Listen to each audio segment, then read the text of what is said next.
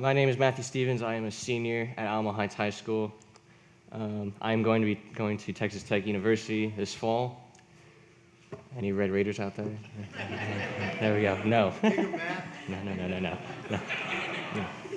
Today I'll be reading from Isaiah chapter 40, verses 29 through 31. He gives me strength to the weary and increases the power to the weak. Even youths grow tired and weary, and young men stumble and fall. But those who hope in the Lord will renew their strength. They will soar on wings like eagles. They will run and not grow weary. They will walk and not be faint. I played baseball for 11 years up until high school, and then I joined cross country. But I thought, what better way than to preach about the movie Field of Dreams. I'm pretty sure everyone has seen the movie at some point. It's a good classic movie about baseball, directed by Phil Robinson, and notable actors Kevin Costner and James Earl Jones. In the movie, Ray is a farmer in Iowa. He and his family are farming corn at this time. When he's walking out in the field, he hears a voice saying, "Build it and he will come." Now, we all know this is the voice of Shoeless Joe Jackson telling him to build a baseball field. But what if this were to be God talking to you? What if this was God telling you what you're supposed to be doing, what your purpose in life is, and so forth? Ray decides, off of the gut feeling, to build this baseball field, which is totally against what everyone else has said. Farmers don't get paid that much, and they put their retirement in to build this baseball field, cut down half their cornfield, and hope for the best. Throughout the movie, more and more baseball players show up, but no one else, except for his family and his new friend Terrence Mann, can see him. The voice that Ray heard is kind of like God talking to Isaiah at this time when the new Assyrian Empire has taken over, and God tells Isaiah to keep this new empire on the right path, away from sin, which for Isaiah was not the hardest thing to do, but it also wasn't the easiest. For Ray, this is kind of the same thing. It's not the easiest thing to just go build a baseball field in the middle of Iowa and hope someone comes and plays on it. God talks to us, each one of us, daily, specifically, and tells us what we need to be doing, keeps us on the right path. It could be little things like, hold the door for one more person, or say hello to this new person, small things that can matter the most. But one day he will reach out to you, and he will tell you what your purpose in life is, if he hasn't told you already, and he will tell you. And I promise you that if you live out what he tells you to do, you're happy with it, you will live long, happy, and live forever. Good morning. My name is Emily Stevens, and I'm a senior at Alamo Heights High School.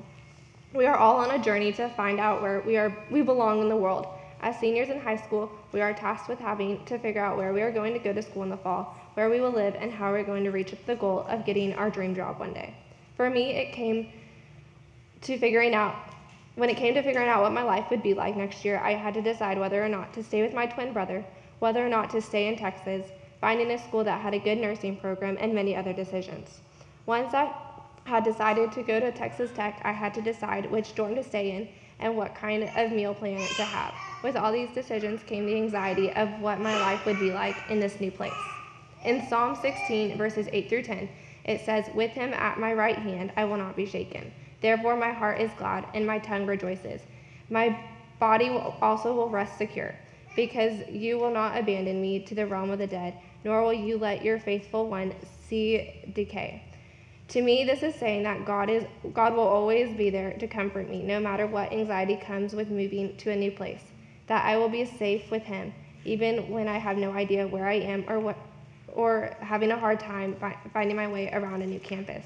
It also tells me that no matter what struggles I will face, God is always going to be there to help me through whatever may be thrown my way. I want to end by telling a poem, Footprints by Margaret Powers. One night I dreamed a dream. I was walking along the beach with my Lord. Across the dark sky flashed scenes from my life.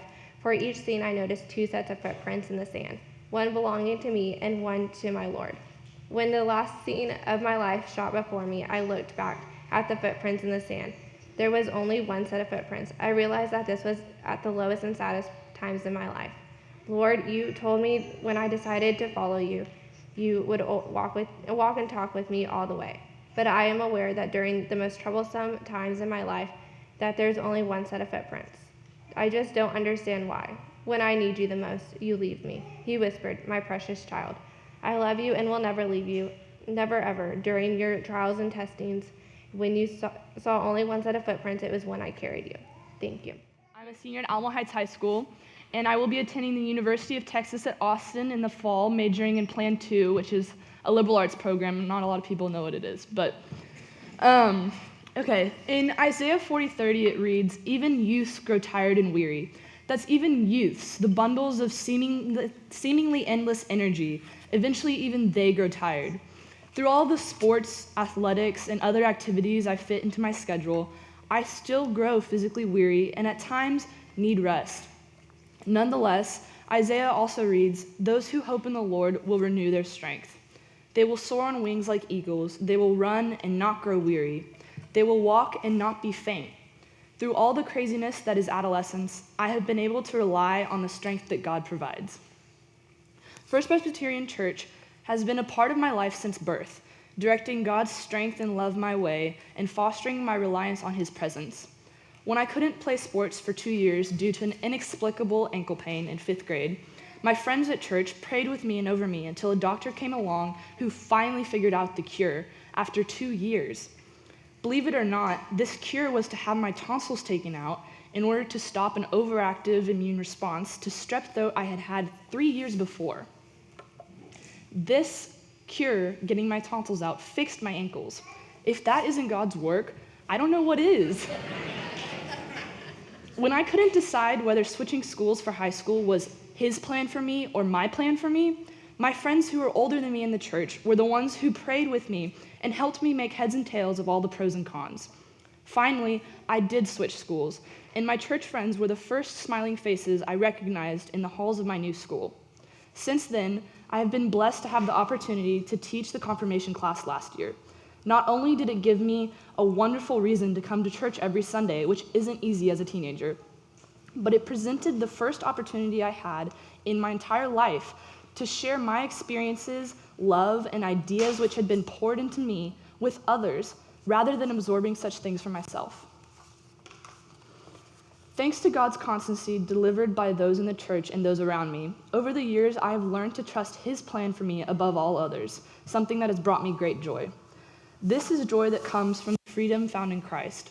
The freedom I've found in the fact that, unlike Adam and Eve, we don't have to cover our mistakes in shame, using and sometimes abusing things and people of this world to make ourselves feel better about ourselves.